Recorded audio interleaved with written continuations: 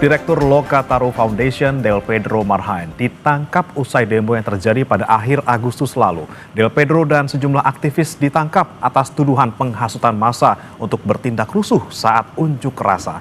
Lalu bagaimana proses hukum terhadap mereka? Kita akan bahas bersama dengan Komisioner Kompolnas Yusuf Warsim, kemudian Direktur Eksekutif Amnesty International Indonesia Usman Hamid, dan anggota Komisi 3 DPR RI fraksi PDIP Iwayan Sudirta. Selamat pagi Bapak-Bapak. Selamat pagi semuanya. Ya, baik. Saya mau ke Pak Yusuf terlebih dahulu. Anda melihatnya sejauh ini seperti apa proses hukum terhadap Del Pedro dan juga sejumlah aktivis dan juga ada beberapa orang yang masih ditahan terkait demo Agustus lalu? Ya, terima kasih. Ya, pertama tentu khusus Del Pedro ini memang kita sangat terkejut terkait dengan penangkapannya. Hanya tentu mekanisme SOP penangkapan sebelum seseorang itu ditetapkan sebagai tersangka kan itu memiliki waktu 1 kali 24 jam. Itu pun penyidik didasarkan pada bukti permulaan yang cukup. Apabila dalam 1 kali 24 jam ternyata memang tidak cukup bukti, sebagaimana yang lain itu juga sudah dibebaskan.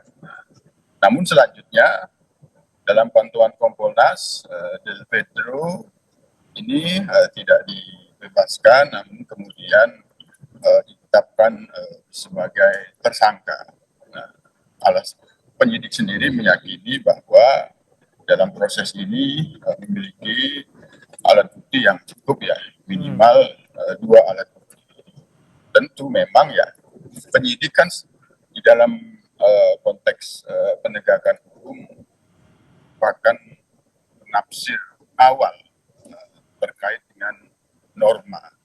Hanya dalam proses penyidikan kan dia dituntut memenuhi di dalam menafsirkan norma itu pada 2 alat bukti, minimal 2 alat bukti.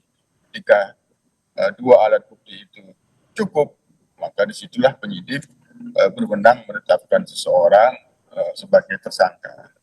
Tentu proses ini sudah kita lihat, termasuk kemarin kita ada rapat koordinasi antar kementerian yang itu dipimpin oleh Pak Menko Hukum, yang itu juga sudah melihat ke ke Polda Metro Jaya. Nah, tentu kita memahami bahwa ya proses hukum itulah yang terus berjalan, kami awasi, sehingga dalam hal ini tentu karena satu penangkapan, yang kedua penetapan tersangka sendiri kan bisa diuji di pra-peradilan, apakah sah atau tidak, itu tentu perlu digunakan. Yang kedua, kita tentu tetap memastikan bahwa itu proses model di dalam penanganan kaitannya dengan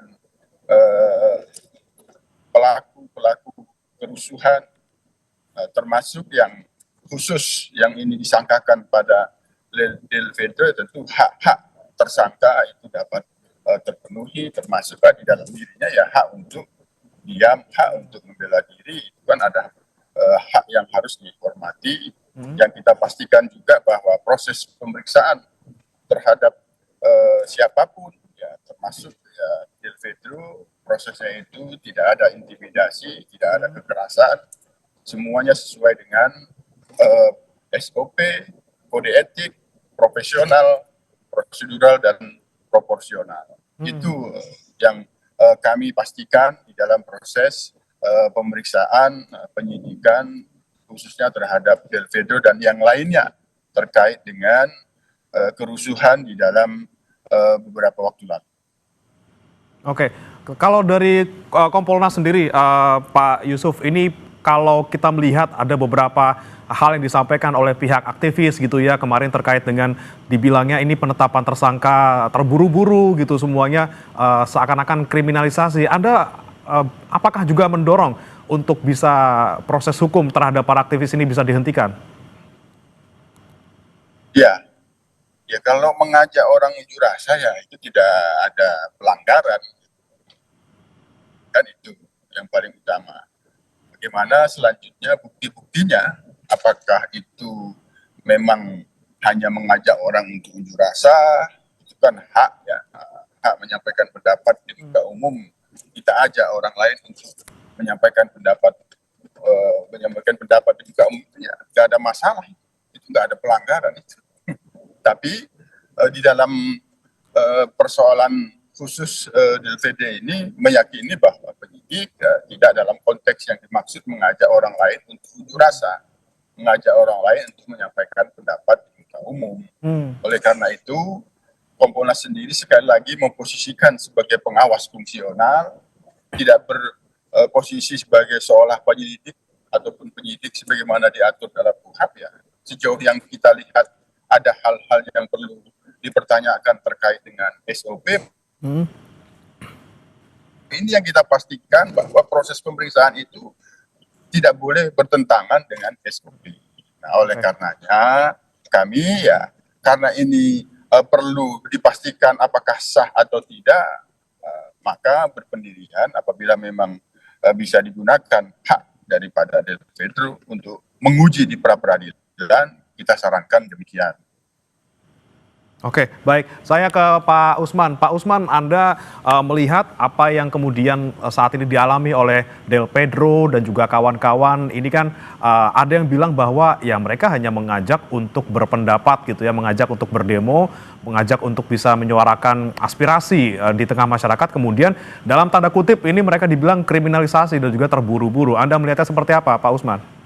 Ya, kami sudah mempelajari proses penangkapan tersebut dan kami berkesimpulan bahwa penangkapan itu menyimpangi kaidah-kaidah hukum acara yang benar, mulai dari surat penangkapan sampai dengan perlakuan aparat terhadap Del Pedro ketika dibawa ke Polda Metro Jaya.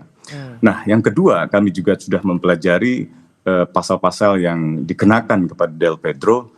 Dan kesimpulan kami, buktinya sangat lemah. Baik itu berkaitan dengan misalnya dugaan penghasutan untuk melakukan kekerasan, maupun juga penghasutan terhadap anak untuk misalnya terlibat di dalam kegiatan politik, unjuk rasa, atau larangan lain yang ada di dalam konvensi anak atau di dalam undang-undang perlindungan anak. Dengan demikian kami meminta atau merekomendasikan kepada kepolisian daerah Metro Jaya untuk menghentikan penyidikan tersebut. Gitu. Yang pertama, kalau memang kepolisian serius dalam mencari siapa dalam kerusuhan, siapa yang melakukan kerusuhan, menyerang polisi, maka mereka bukanlah sasaran. Itu saya kira salah sasaran. Kalau pihak kepolisian tidak bisa juga melakukan mengeluarkan SP3, setidak-tidaknya permohonan penahanan mereka, saya juga ikut menandatanganinya, dikabulkan. Gitu. Saya kira ini penting untuk menjaga kredibilitas kepolisian yang sangat merosot dalam beberapa pekan yang terakhir. Harapan kami pada Kompolnas juga demikian, melakukan pengkajian sekaligus juga melakukan peninjauan lebih kritis terhadap proses penangkapan terhadap Del Pedro Marhain, terhadap Harik Anwar, terhadap Syahdan Hussein dan lain-lainnya. Dan kami mendesak agar seluruhnya dibebaskan, termasuk juga pelajar-pelajar yang masih ditahan atau mahasiswa yang masih ditahan, dan juga para aktivis hak asasi manusia yang masih ditahan. Oke, baik, didorong untuk kemudian penangguhan penahanan, dibebaskan, kalau bisa ya dihentikan penyidikannya. Tapi dihentikan, karena buktinya sangat lemah.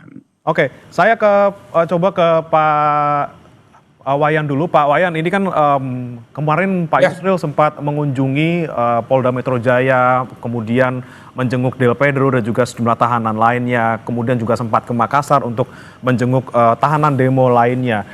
Tapi yang kemudian kita soroti kemarin ketika Pak Yusril ini bilang ya minta untuk dijalani proses hukumnya seperti itu. Anda melihatnya seperti apa dari pemerintah menanggapi mungkin suara-suara masyarakat yang menuntut untuk para aktivis ini dibebaskan seperti itu? Ya, mohon maaf kalau kita mau belajar dari negara maju, dan kalau kita mau maju, kedatangan Pak Yusril dan Pak Oto itu sebenarnya harus bermakna besar. Apakah bermakna besar tergantung ketika beliau itu persiapan mengunjungi Del Pedro, ada nggak dalam pikiran mereka itu, saya harus menegakkan demokrasi di negeri ini. Saya harus menegakkan kepastian hukum dalam pengertian yang adil. Kebersamaan di depan hukum. Yang ketiga, Pak Yusril ini kan orang pemerintahan. Adakah pikiran yang ketiga yang ada berkecamuk dalam dirinya bahwa eksekutif tidak boleh intervensi dalam perkara-perkara seperti ini.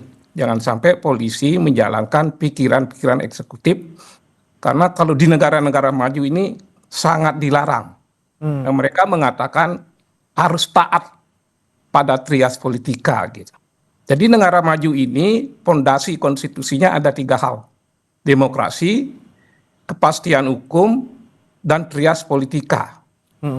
Nah, kita menunggu, harus bersangka positif.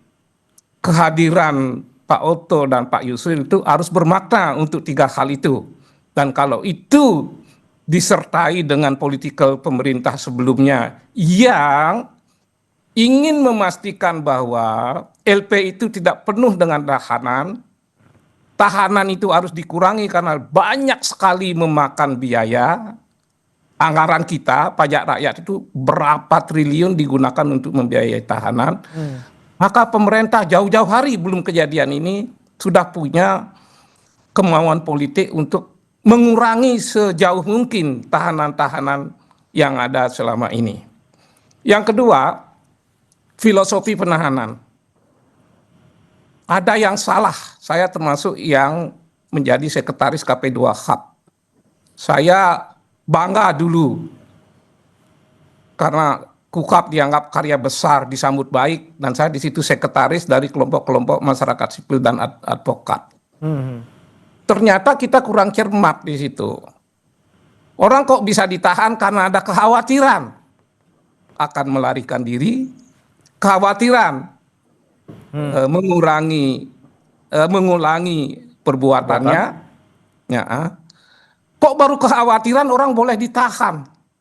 Saya minta maaf pada masyarakat. Nah ini dia Pak Wayan, kalau kita perhatikan. Kok baru kekhawatiran? Jangan sampai beringin dikira hutan, itu kan bahaya. Nah ini ketika ada penahanan itu kan terlalu aktivis subjektif. Yang kemudian ya, ada. Kalau aparatnya betul-betul objektif. Tapi kalau nggak objektif, kekhawatiran itu dia buat sendiri. Oke. Kalau dari Pak Wayan sendiri memandangnya seperti apa? Harus dibebaskankah aktivis ini yang ditahan ini, Pak? Ya. Kalau Anda melihatnya sendiri dengan pandangan Anda tadi, apakah memang mereka yang ditahan ini, yang aktivis ini yang kemudian tidak menimbulkan kekhawatiran sebenarnya harus dilepaskan? Iya kan, terlepas dari kasusnya karena saya tidak ikut dan saya mengimbau sebenarnya. Betul nggak ada pelanggaran? Mas Usman ini kan bukan orang sembarangan juga. Mas Usman ini mengingatkan bahwa ketika Del Pedro mau dibawa ke kantor kepolisian, ada perlakuan-perlakuan yang tidak wajar, tidak baik. Nah kalau dari sisi itu, kita harus mengingatkan kepolisian dan keluarganya. Kalau memang ada pelanggaran, datang aja ke Komisi 3. Komisi 3 nggak bisa intervensi. Tapi Komisi 3 sekecil apapun punya kewenangan mengawasi kepolisian. Kita akan panggil kepolisian kalau ada pelanggaran. Karena dalam situasi seperti ini tidak seorang pun yang boleh membuat masalah baru gitu. Apalagi kalau latar belakang Del Pedro ini kan sama punya latar belakang sama dengan Mas Usman. Iya.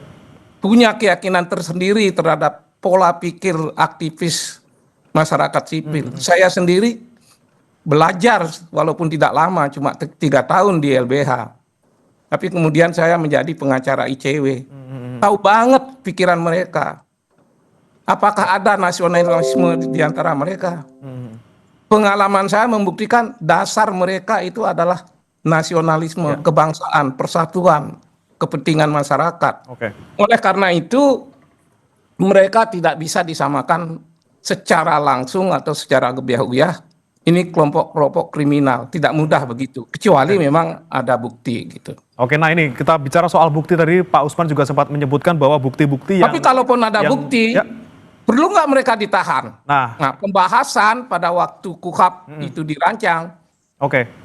Jadi penahanan hanya boleh dilakukan Baik, kami tangkap. kalau keadaan terpaksa. Kenapa?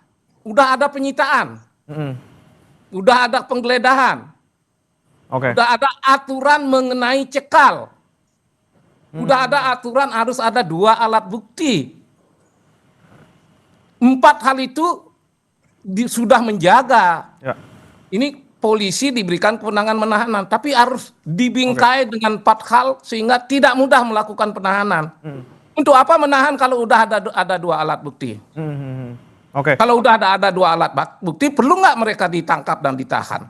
Oke, ini yang kemudian kami tangkap Pak Kalau Wayan. belum ada Saya alat mau- bukti, gimana mereka ditahan? Oke, saya mau ke Karena syaratnya harus Pak Yusuf alat. lagi. Pak Yusuf, tadi ini, disampaikan oleh Pak Usman dan aparat juga penyidik Pak Wayan. harus tahu. Punten, Pak Wayan, kami tangkap maksudnya Pak, kami ke Pak Yusuf dulu. Pak Yusuf, bukti, ini kita ngomongin soal bukti Pak. Tadi Pak Usman bilang bukti yang ditemukan lemah gitu ya untuk menjerat Del Pedro juga kawan-kawan. Kemudian perlu nggak sih sebenarnya ditahan karena tadi ancaman tidak ada gitu ya kalau dari kata Pak Wayan. Pak Yusuf lihatnya seperti apa dari kepolisian untuk menangani kasus Del Pedro dan juga kawan-kawan?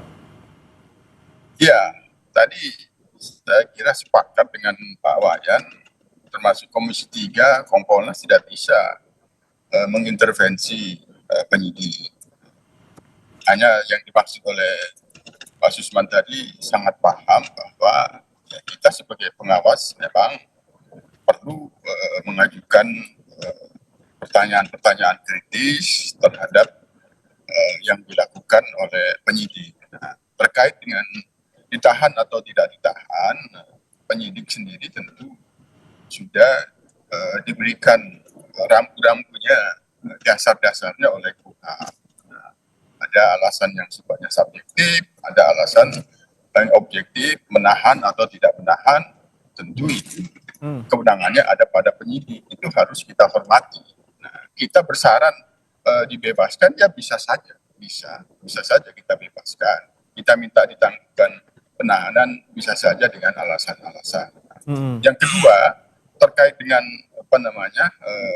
alat bukti, sekali lagi bahwa apa yang dimaksud alat bukti di dalam 184 itu sudah kita tanyakan pada penyidik, dan penyidik meyakini bahwa minimal 2 alat bukti itu ada dan sudah ditunjukkan kepada kita, ya itu ya kita hormati. Oleh karena itu ketika ada keraguan terhadap 2 alat bukti itu, maka penyidik siap diuji di dalam pra peradilan. Itulah sikap daripada penyidik Polda Metro Jaya, khususnya terhadap penyidikan terhadap Del Pedro.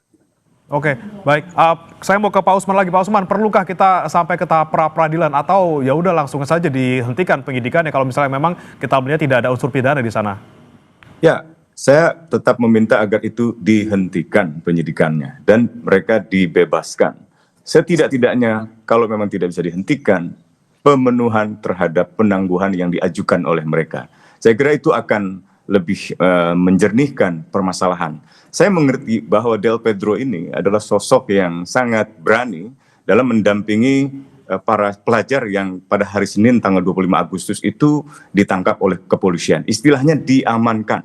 Nah, belakangan ini ada praktek di mana dalam jumlah ratusan massa atau puluhan massa, ada beberapa yang katakanlah melakukan pelanggaran hukum, lalu bukan orang-orang tertentu saja yang dilakukan pengamanan, tapi seluruhnya diamankan dalam jumlah yang massal, lalu dibawa ke Polda Metro Jaya. Yang menurut Del Pedro, itu adalah para pelajar dan kemudian didata, datanya itu kemudian digunakan untuk mencabut atau meminta pemerintah provinsi agar mencabut KJP mereka, sekaligus juga diserahkan kepada sekolah untuk memberikan sanksi kepada mereka. Nah, kalau sudah demikian halnya, kepolisian bukan saja melanggar hukum acara pidana dalam konteks tidak memberikan surat perintah penangkapan atau penjemputan paksa atau memberikan perlakuan verbal yang bernada intimidatif, tetapi juga lebih jauh bisa dipandang melanggar hak-hak asasi anak gitu.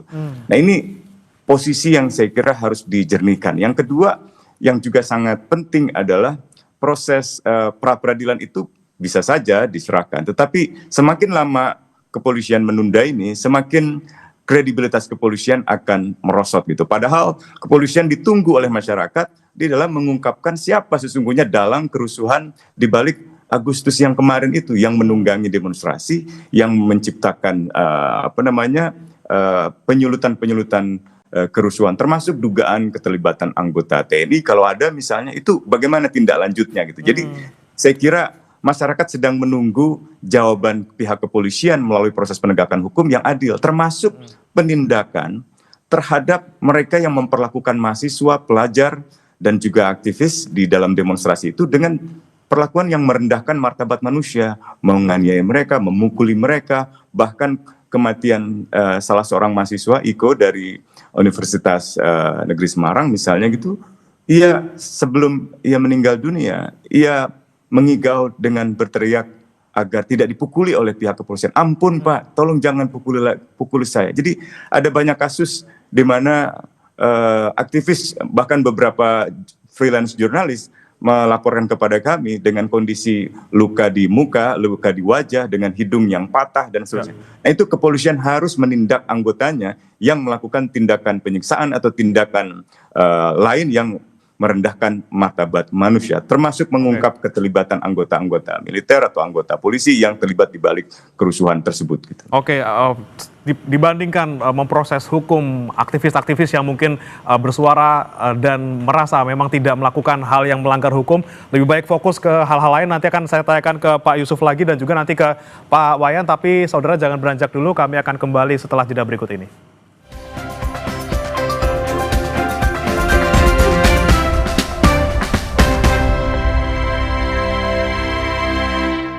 Kami di Sapa Indonesia Pagi, saudara, masih membahas terkait dengan proses hukum terhadap sejumlah aktivis dan juga pendemo yang ditahan imbas dari demo akhir Agustus lalu. Masih bersama kami saudara Yusuf Warsim, Komisioner Kompolnas, kemudian Usman Hamid, Direktur Eksekutif Amnesty International Indonesia, dan juga anggota Komisi 3 DPR RI fraksi PDIP, Iwayan Sudirta. Saya mau ke Pak Wayan dulu. Pak Wayan, Anda sudahkah berkomunikasi ataupun misalnya akan memanggil kepolisian terkait dengan proses hukum terhadap para pendemo ini? Yang saya tahu, entahlah di luar pengetahuan saya, inisiatif memanggil mereka belum. Seperti kata tadi, sering mekanisme yang digunakan Komisi 3, mereka menerima audiensi atas permohonan. Maka ketika ada isu-isu pemukulan, ada perlakuan yang tidak wajar, ini harus disampaikan ke Komisi 3 agar Komisi 3 didorong untuk mengagendakan pembahasan untuk mengawasi petugas-petugas yang melanggar hukum. Tapi sebelum itu, kalau saya sepintas nanti ditafsirkan akan memojokkan polisi, tidak. Saya salah satu yang selalu mendorong anggaran polisi itu naik sampai ratusan triliun itu. Sebab saya tahu betapa pentingnya polisi yang baik gitu. Karena itu perlu dikasih anggaran yang cukup. Dan saya melihat sendiri untuk kejadian ini ada salah seorang tokoh masyarakat menelpon saya, Pak, itu ada anak Sumatera Utara kuliah di ISI, sekarang berada dalam tahanan. Dia bertanya dan minta tolong, boleh nggak saya minta tolong? Pertama, jangan anak itu dipukulin. Kedua, dia sekolah, dia mahasiswa, boleh nggak dia mendapat penangguhan? Saya hubungi pengacara di Bali, tolong dibantu. Malam itu juga melalui telepon, pejabat kepolisian Bali itu tanggapnya luar biasa. Saya bilang luar biasa. Pertama, dia pastikan tidak akan ada pemukulan. Pasti. Sehingga malam itu saya sudah bisa memberi kabar pada keluarganya. Soal penangguhan penahanan, nanti kita lihat. Tahu-tahu 2 hari berikutnya penahanan ditangguhkan. Kalau bicara seperti ini, apakah polisi bisa diandalkan? Saya hanya mengatakan sebagian polisi itu masih baik, masih bagus. Dan saya melihat sendiri. Tapi kalau polisi yang baik ini harusnya menjadi contoh yang patut ditiru oleh polisi-polisi lain. sekarang kan di daerah lain bertanya, kalau ada yang bisa ditangguhkan seperti halnya di Bali, kenapa di daerah lain tidak? Apa yang membedakannya? Nah, itu dia tuh Pak ya. Yang membedakan itulah yang harusnya polisi memperkuat transparansi dalam bekerja. Kenapa berbeda? Jelaskan biar masyarakat bisa terima. Saya juga sampai sekarang kan agak nyesek juga. Kenapa yang di Bali bisa gitu? Kenapa yang di tempat lain tidak? Oleh karena itu yang namanya kerja-kerja polisi dalam melakukan penyidikan, dia harus melakukan penyidikan yang akuntabel. Kalau prinsip-prinsip hukum di negara maju, penyidikan yang akuntabel itu yang seperti apa? Ya, dia menegakkan kesamaan warga negara di depan hukum. Yang kedua, dia harus jujur. Penyidik itu harus jujur. Dia harus objektif. Dan yang paling penting lagi, penyidikan harus terpercaya hasilnya. Ya. Harus terpercaya. Kalau penyidikan terpercaya, hasil akhirnya putusan pengadilan terpercaya juga. Oke, baik. Yang Baik. terakhir, Mas Usman ini kebetulan kan apa maksudnya ditujukan ke saya atau secara umum, tapi saya merasa harus menanggapi pernyataan Mas Usman mengenai dalang itu, Mas. Bisa jadi pengalaman saya dan Mas Usman itu mirip-mirip begitu. Maka himbauan itu jangan dianggap angin lalu. Apa benar mahasiswa ini dalangnya? Betul nggak mahasiswa ini dalangnya sehingga harus ditangkap, harus ditahan, dan tidak diberi penangguhan? Oke. Jika bukan dia dalangnya, polisi juga harus transparan untuk hal apa? Buktikan bahwa omongan dia itu betul-betul merupakan hasutan. Buktikan hasutan itu ditujukan pada orang-orang tertentu. Ya, Buktikan orang-orang tertentu itu melakukan pengerusakan. baik. Buktikan akibat pengerusakan itu merupakan kausalitas antara aktivis ini dengan kerusakan yang ditimbulkan. Oke. Jangan sampai yang menghasut dalang atau orang lain yang kita tidak boleh buruk sangka, lalu yang ditimpakan sebagai penghasut orang-orang yang mendorong adanya demokratisasi, demonstrasi, lalu mereka dianggap penghasut. Oke. Kalau orang berbicara demokrasi dianggap penghasut, masa depan demokrasi kita seperti apa? Baik. Bagaimana kita mengharapkan investasi ke dalam negeri berlimpah Baik, kalau baik. demokrasi kita tidak wujudkan kepastian hukum tidak? Oke, Pak Wayan. Ya, saya tangkap Pak Sutar tadi terkait dengan transparansi proses hukum, kemudian bagaimana membuktikan mereka benar-benar bersalah atau tidak. Saya mau ke Pak Yusuf. Pak Yusuf, ini kan Boleh tadi saya kasih usul sebelum Pak Yusuf? Oh, Satu silakan kalimat saja. Pak Usman dulu, silakan Pak. Mungkin Pak Wayan perlu menimbang pembentukan sebuah komisi investigasi di parlemen gitu, agar proses penyelidikan terhadap kerusuhan dan dalangnya, termasuk mencari jawaban atas pertanyaan-pertanyaan kritis tadi dari Pak Wayan, itu mungkin akan sangat membantu gitu. Jadi komisi penyelidik yang dibentuk oleh DPR RI, saya kira itu sangat dibutuhkan untuk mencari terang apa yang sesungguhnya terjadi di balik peristiwa kerusuhan-kerusuhan tersebut. Oke, kira-kira Demikian bisa saya kembalikan. Pak Wayan nanti kira-kira bisa Ya, membentuk gagasan komisi itu investigasi. bagus, tapi DPR itu terikat dengan mekanisme, Mas. Tapi ada cara lain yang hasilnya akan sama. Oke. Datang bawa data-data pelanggaran polisi, nanti polisinya dipanggil kok. Mas Oke. Usman saya minta hadir kalau polisi itu dipanggil, Mas. Oke, siap. Kita buktikan. Pikiran kita belum berubah, Mas. Sama aja, cuma tempat kita yang berbeda. Oke, ada mekanisme lain yang termasuk memanggil mengikat kita. polisi ya terkait Ya. dengan proses hukum Kalau ini. betul ada pelanggaran, selama ini saya akan mengusulkan pada pimpinan Komisi 3 untuk memanggil polisi yang melakukan pelanggaran sampai komandannya. Oke. Biasanya sampai Kapolda itu dipanggil kalau ada pelanggaran di wilayah itu. Oke, ini kita tunggu nanti. Saya bicara data, Pak bukan Wayan pendapat saya. dipanggil mereka yang terduga melanggar sampai ke atas-atasannya. Saya mau ke Pak Sampai Yusuf Kapolda. lagi. Sampai ke Poldanya paling tidak baik. Saya ke Selama Pak ini Yusuf. Pak begitu, Yusuf, itu fakta, bukan saya- pendapat saya, bukan keinginan saya. Ya, baik. Nah, tolong Mas Usman mengejar forum seperti itu Ya. terwujud. Dan itu praktis banget, Mas. Baik, siap. Hari itu juga ada Kami tindakan tangkap, biasanya. Pak Wayan. Hari itu Baik. juga ada tindakan. Baik, Pak Yusuf, saya mau ke Anda terkait dengan tadi transparansi, bagaimana kemudian kok ada yang bisa ditangguhkan penahanannya, ada yang tidak. Kemudian bagaimana memastikan perlakuannya adil untuk semuanya gitu, yang pantas dibebaskan atau ditangguhkan penahanannya ya harus dibebaskan. Apakah harus menunggu dulu ngomong ke DPR dulu, ngomong ke kuasa hukum, baru kemudian bisa ditangguhkan penahanannya? Dan bagaimana kemudian dengan proses terkait dengan pencarian dalang dari kerusuhnya demo kemarin? Ya, yang pasti apabila polisi menangkap yang melakukan unjuk rasa atau demonstrasi, itu salah, itu pelanggaran. Karena unjuk rasa, demonstrasi itu dijamin konstitusi.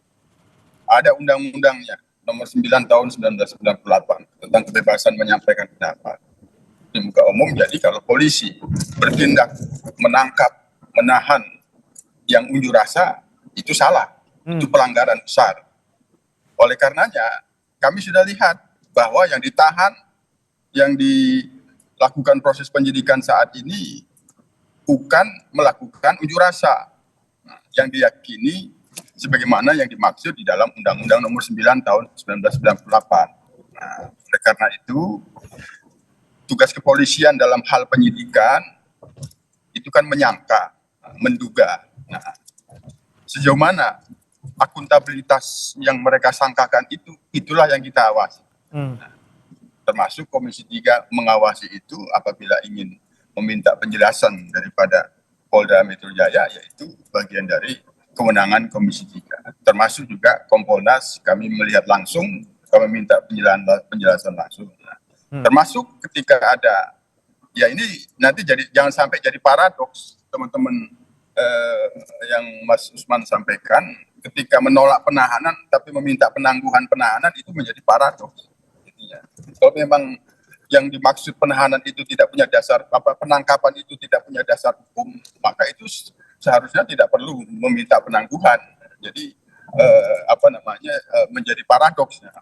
Hanya sekali lagi yang kita tuntut dalam hal ini adalah transparansi dan akuntabilitas penyidik.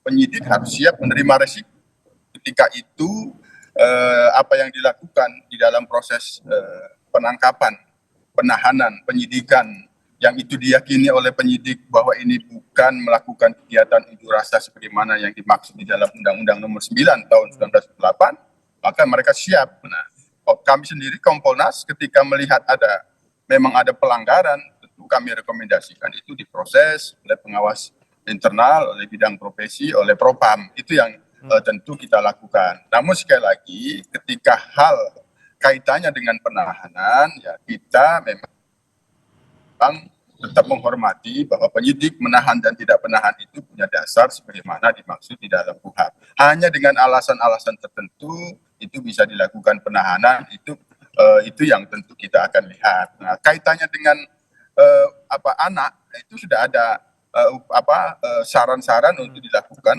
upaya restoratif justice kaitannya dengan yang itu dalam anak, yang itu memang tidak punya kaitan langsung, memang ada perbuatan tapi tidak punya kaitan langsung, ikut-ikutan, itu sudah ada banyak yang dibebaskan, tapi tetap ada upaya restoratif justice itu yang sudah kita sampaikan. Oke, Pak Yusuf, satu pertanyaan lagi terkait dengan bagaimana kemudian progres terkait pemrosesan hukum terhadap aparat yang bertindak kekerasan, yang melanggar prosedur di lapangan, kemudian juga bagaimana mencari dalang dari rusuh ini, termasuk tadi ada tudingan terkait dengan keterlibatan anggota TNI maupun polisi di sana.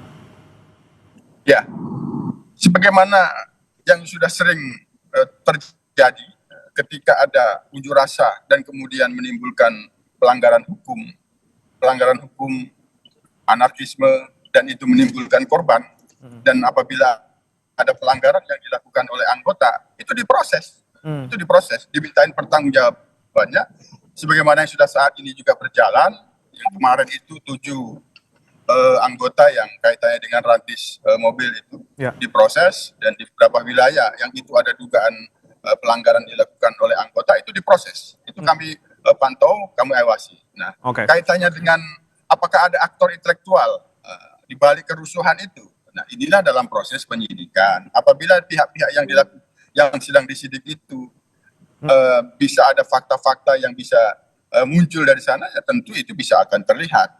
Apakah yang dituduhkan menghasut itu, disangkakan menghasut itu dia berdiri sendiri, punya jaringan, jaringan itu apabila ada, ya pasti apabila fakta-faktanya ada itu bisa terungkap. Hanya sekali lagi yang dituntut di sini sejauh mana penyidik transparan dan akuntabel itu yang akan bisa mengungkapkan apakah memang ada dalangnya atau tidak. Oke, semuanya masih dalam proses penyidikan. Kompolnas menyoroti tadi ya lagi-lagi transparansi proses yang ada di dalamnya. Terakhir saya mau ke Mas Usman. Anda melihatnya ini kan seperti ada pembungkaman gitu ya. Kalau banyak orang yang bilang termasuk Anda juga pembungkaman terhadap kebebasan berpendapat seperti itu. Nah, bagaimana kemudian kita bisa membedakan dan juga melihat rambu-rambunya gitu di satu sisi kita ingin bebas berpendapat, tapi di sisi lain juga jangan sampai dianggap menghasut atau memprovokasi sehingga bisa diproses hukum. Ya, saya ambil contoh begini ya. Misalnya banyak pelajar yang ditangkap itu terafiliasi ke blok politik pelajar. Dan Del Pedro dan kawan-kawan itu juga ditangkap, ditahan terkait dengan unggahan media sosial di Instagram misalnya oleh blok politik pelajar. Beberapa informasi yang saya peroleh dari pihak kepolisian misalnya untuk kami pelajari itu menunjukkan misalnya satu unggahan dari Lokataru, tempat di mana Del Pedro memimpin, membuat poster, kira-kira bunyinya begini, Anda pelajar ingin demo, sudah demo, diancam sanksi, atau sudah disanksi, kita lawan bareng. Nah, kata-kata kita lawan bareng itu memang ajakan untuk berunjuk rasa. Secara negatif bisa saja disebut menghasut, bisa. Menghasutkan bisa saja menghasut untuk kebaikan atau menghasut unjuk rasa. Itu kalimat yang sangat absurd. Yang kedua, yang ini mungkin lebih bisa ada di abu-abu. Kalimatnya adalah persenjatai diri kalian. Ini kalimat persenjatainya ini mungkin bisa dianggap sebagai seolah-olah ini senjata. Tapi kalimat ujungnya adalah persenjatai kalian dengan konsolidasi. Kalian semua diundang.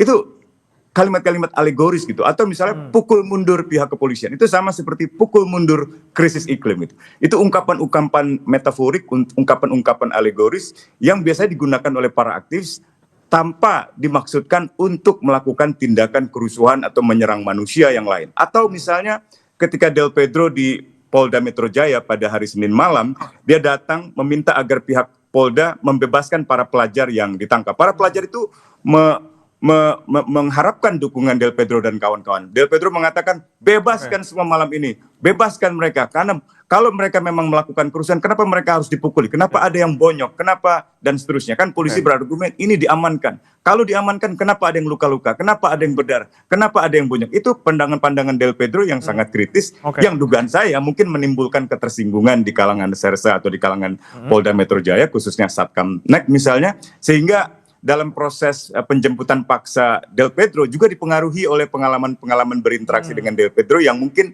kurang menyenangkan dalam tanda petik bagi kepolisian. Nah, jangan sampai itu yang jadi dasar gitu. Apalagi ketika dijemput paksa tidak ada surat penangkapan. Gitu. Nah, kenapa saya ajukan penangguhan penahanan? Karena teman-teman sudah mengajukan itu, tetapi titik tuntutan utama kami, bebaskan mereka sekarang ini, hentikan penyidikan terhadap mereka gitu, hentikan penyidikan ini, karena tidak ada bukti. Kalaupun ada bukti yang tadi saya sebutkan sangat-sangat lemah, dan itu akan merugikan pihak kepolisian sendiri. Dan yang kedua yang terpenting adalah penyelidikan independen, entah itu oleh presiden melalui tim gabungan pencari fakta atau oleh parlemen melalui suatu komisi penyelidik. Itu saya kira akan sangat baik. Saya menghargai tawaran Pak Wayan untuk digelar rapat dengar pendapat dengan pihak Kapolri atau dengan pimpinan lembaga lainnya. Karena hasilnya menurut pengalaman saya saja, Pak Wayan, ada audiensi Kapolda diundang tuh hasilnya bisa hari itu, Mas.